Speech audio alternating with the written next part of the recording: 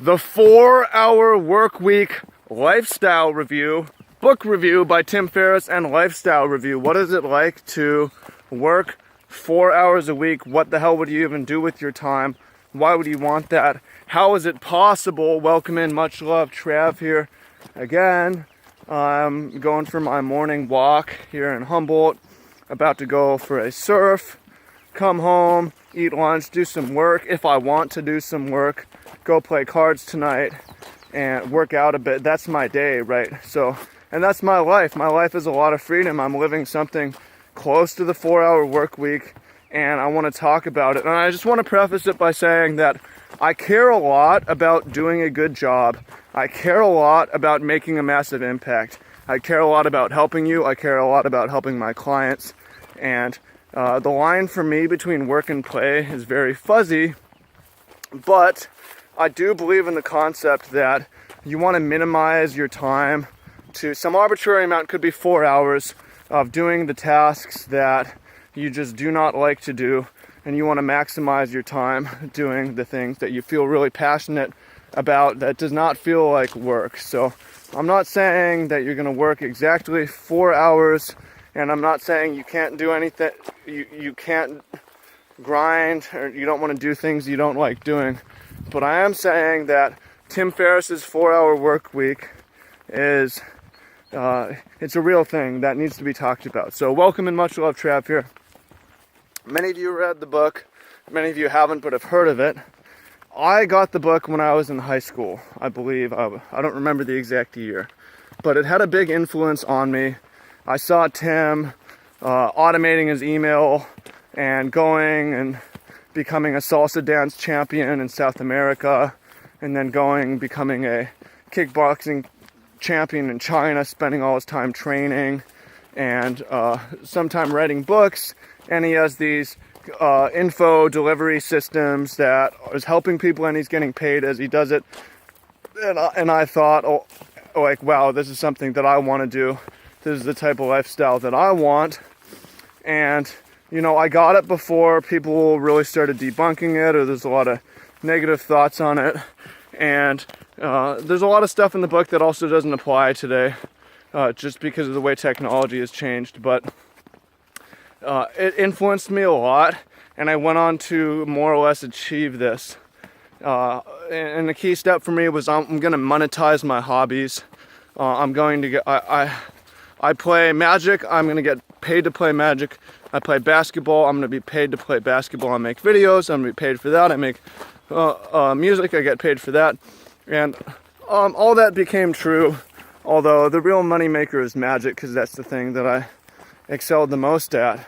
And my theory with this is, like, basically, if I'm spending all my time doing the hobbies anyways, and I'm getting paid for them, I can spend 4 hours really thinking about how I'm monetizing them and doing the kind of administrative back-end work, and just focus on building my skills and stuff like that.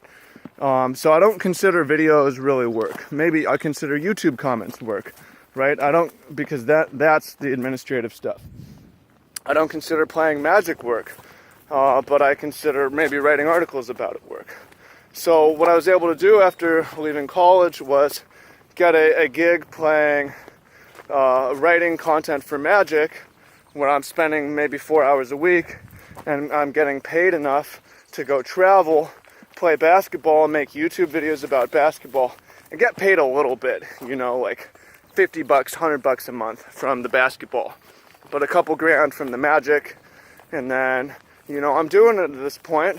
The goal is to scale it up, attract and retain followers through social media, which I've done, so that I've been able to later on scale it up more, as you can see, and there's this upward trajectory. So I want to share with you that it is possible, and also answer the question of why you would want to do this, and what you can do with this. And I say, like, why you would want to do this, because a lot of people, first of all, some of you are like, I don't want that, because for good reason. Like, I want to contribute, and I want to work all the time. I want to like my work, and I want to work a lot, and I want to contribute a lot. And that's a good point, and this is where it's fuzzy distinction between work and play. Tim Ferriss was never really working 4 hours a week, because all that other stuff he's doing is work. It's branding, it's marketing for him, right? He's really working all the time and he's hustling all the time. He just picked 4 Hour Workweek because it was a killer name, a killer concept, but he was never really doing that. And when I talk about my 4 Hour Workweek again, I'm training for hours every day. I'm usually playing Magic for hours a day, and I'm reading and learning and researching for hours a day, and that you could call that work, right?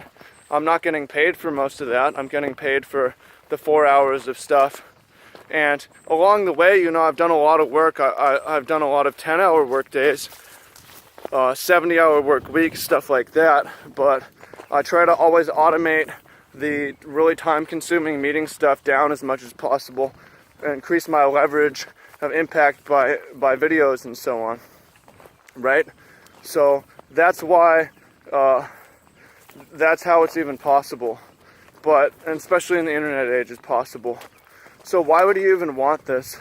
Well, again, some of you were like, I want to have this big impact. It sounds kind of boring. And that's actually a great point. When I started doing it, it was like, all right, so I'm playing some Magic, I'm training for basketball, and I still have all this time. Now what? I don't feel productive, I don't feel, et cetera, et cetera. And this is why you'd really want to do it. And the question is, what would you do if you had a 4 Hour work week and you have tons of free time, right? What would you do?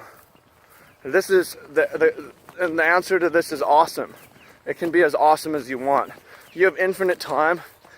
You could watch all the TV series, and you could play a bunch of LUT games or games that you don't have a goal with, or you could fuck around. You could go out and drink a lot, do drugs. You could do any number of things.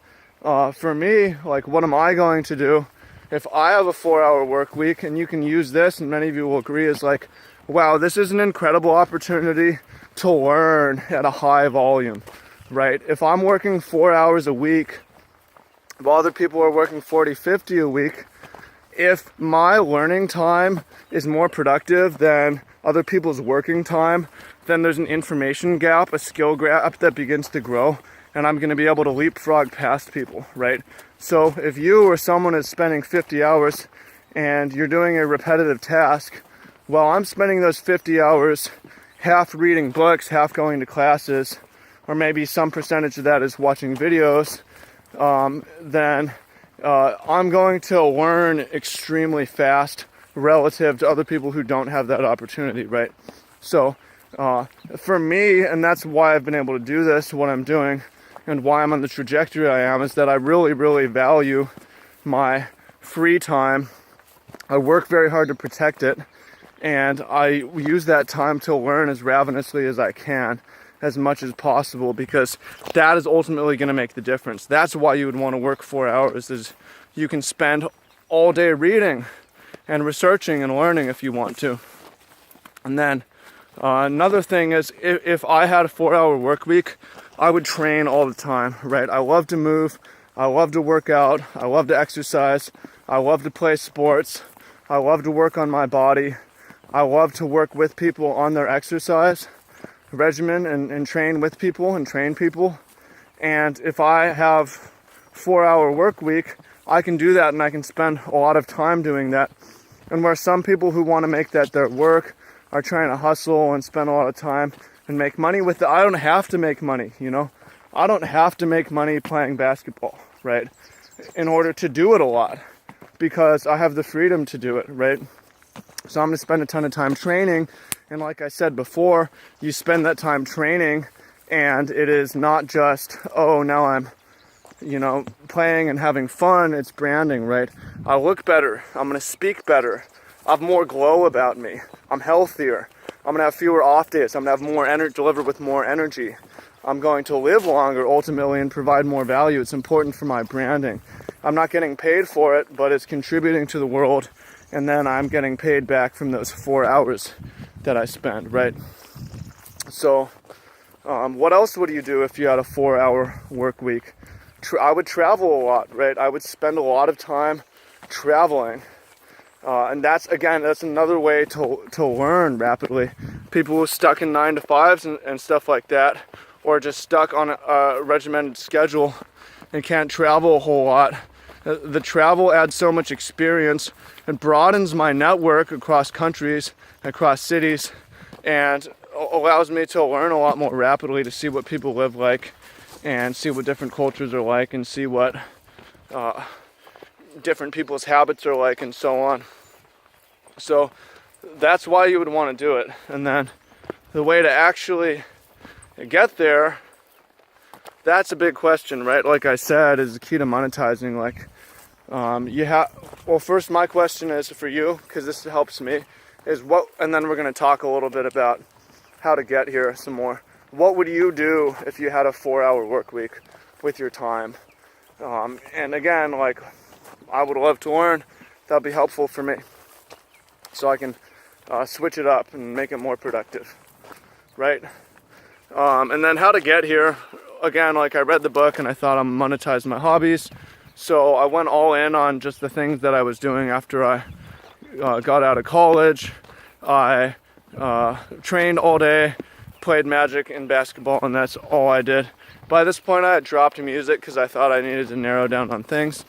And again, like, basketball was more of a pipe dream, but I was able to play overseas because of Magic, because I figured the other shit out. So it didn't have to be, it didn't end up having to pay, but basically, like, go all in on the things that you want. It might require some sacrifice. You'll be in better position if you don't take out a bunch of loans. So my advice to young people is go to community college, or don't go if your parents can pay for it, sure, but don't take out a bunch of debt, because it's going to narrow your options later on. You don't want that. You don't necessarily need college in the social media age, where it's a lot easier to be an entrepreneur. You want to instead focus on that one hobby that you're the best at. You know, it should be fun. It doesn't have to be the one that you're necessarily enjoy the most, but you should enjoy it and be very good at it and focus on that and get involved in the community and learn the economy. And you're going to have to work a lot more as you do this. You're going to have to spend a lot of time as you go along, but you can figure out your place in the market and how you can help with your mastery of some skill in this hobby, or in this niche, or in this whatever it is that you're doing, and figure out what your offer is, what you can do. And you want to automate as much as possible and leverage as much as possible. The real key, so I've got some other stuff on this, but basically for automation, you want to have this YouTube video is going up later on automatically, and 100 or 1,000 people, 10,000, right, are going to see it, and that's all automated. It's also leveraged because I'm basically cloning myself. I could have this conversation with one person, or maybe there's 5 people and we have this conversation, but by using social media and video, 100 or hundreds of people will see this instead. So those are some important concepts that I cover in other videos to achieve this sort of a thing. Is leverage, automation and leverage is super important. And again, as always, the goal isn't to do very little. The goal is to contribute more. And in order to contribute more, you want to multiply your impact and be able to do in 4 hours what other people are doing in 40.